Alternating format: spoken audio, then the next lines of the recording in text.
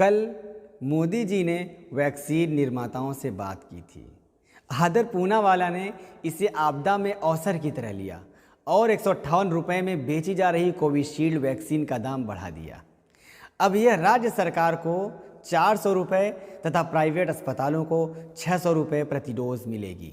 आदर पूनावाला जी, बहुत बहुत शुक्रिया। आपने अपनी वैक्सीन कोविशील्ड का दाम 3.5 गुना से 5.5 गुना तक बढ़ा दिया। वो क्या है ना कि जब हर कोई बहती गंगा में हाथ धो रहा है तो आप क्यों पीछे रहें। आप तो वैसे भी साहब के दोस्त हैं। साहब कहाँ कुछ सस्ता देते हैं। साहब ने 3 रुपये का रेलवे प्लेटफॉर्म टिकट 50 रुपये में बिकवा दिया। 10 रुपये के साइकिल स्टैंड का टिकट 500 रुपये में बिकवा दिया। 300 रुपये का सिलेंडर 900 में और 55 रुपये का तेल 90 में बिकवा दिया। 40 रुपये का सरसों का तेल 170 में बिकवा दिया। तो आप क्यों पीछे रहे। आपदा में अवसर तो साहब का ही मंत्र है।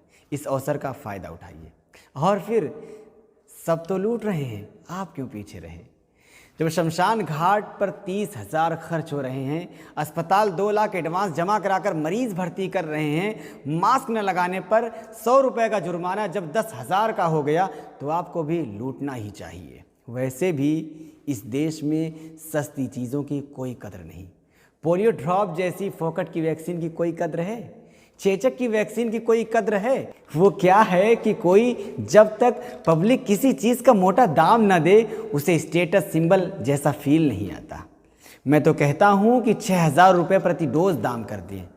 लोग यह बताकर अपने आप को ढनाचे फील करेंगे कि उन्होंने वैक्सीन लगवा ली। आपकी वैक्सीन स्टेटस सिंबल हो जाएगी। दिक्कत आए तो एक फॉर्मूला मेरे पास है। लोग वैक्सीन लगवाने के लिए टूट पड़ेंगे। वैक्सीन पर लिखवा दीजिए, मूल्य कंट्रोल में रहेंगे। छोड़िए विश्व गुरु होने का दंभ, विश्व की 5वीं सबसे बड़ी अर्थव्यवस्था होने का घमंड और विश्व की 5वीं सबसे शक्तिशाली सेना होने का भ्रम, सब बेकार है तब जब इस देश में एक नागरिक ऑक्सीजन न मिलने की वजह से मर जाए और 5वीं बड़ी अर्थव्यवस्था वाला विश्व गुरु 5वीं सबसे शक्तिशाली सेना लिए उस ऑक्सीजन की कमी से मरने वाले नागरिक के सामने मजबूर हो जाए। इस दौर में देश की सारी हकीकत सामने आ गई है।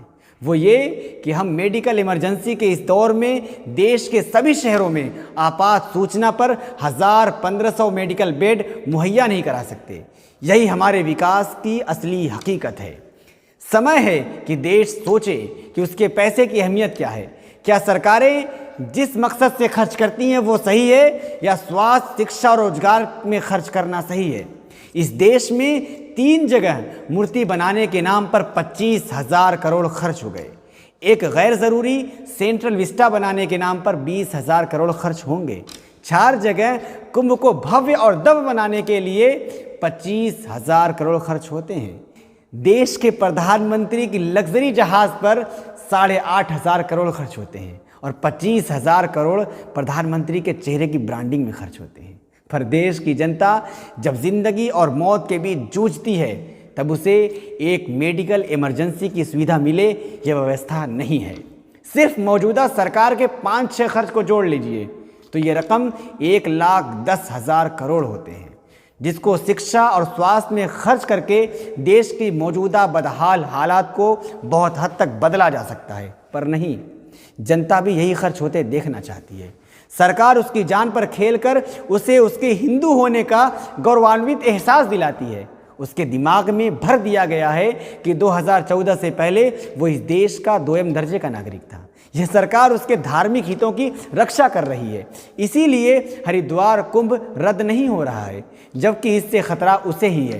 पर वो फिर भी कुंभ होते देखना चाहती है, जिससे उसको गर्व महसूस हो। माफ़ कीजिएगा, सिलेंडर, दवाओं और अस्पताल के बेड के लिए चीखो पुकार की तस्वीरें बर्बाद और बदहाल पाकिस्तान, बांग्लादेश, श्रीलंका और नेपाल से नहीं आ रही हैं। ये अपने विश्व गुरु भारत की है, जो सारी दुनिया में फैल रही है। देश में मौजूदा कोरोना विस्फोट की वजह कुंभ और बंगाल दोनों है। अचानक मीडिया का कैमरा कुंभ और पश्चिम बंगाल से हटकर कोरोना पर आ गया, जबकि कुंभ भी वैसे ही चालू है और बंगाल में खेल भी वैसे ही चालू है। पता नहीं ये मीडिया कौन सा बिस्किट खाती है। ज़रा सोचिएगा कि आपने अपने जीवन में राम के आदर्शों का कितना पालन किया, कितना त्याग किया, कितना पुत्र धर्म निभाया, कितना भाई का धर्म निभाया, कितना पति धर्म निभाया, कितना मित्र धर्म निभाया, कितना शत्रु धर्म निभाया। और जब राजधर्म निभाने का समय आया तो सभी धर्म को परे रखकर कितना राजधर्म निभाया। आपने क्या ऐसा किया, या सिर्फ जय श्री राम बोलकर रावण चरित्र निभाया, जबरन कब्जा किया? ये ऊपर वाले की दी गई ठोकर है।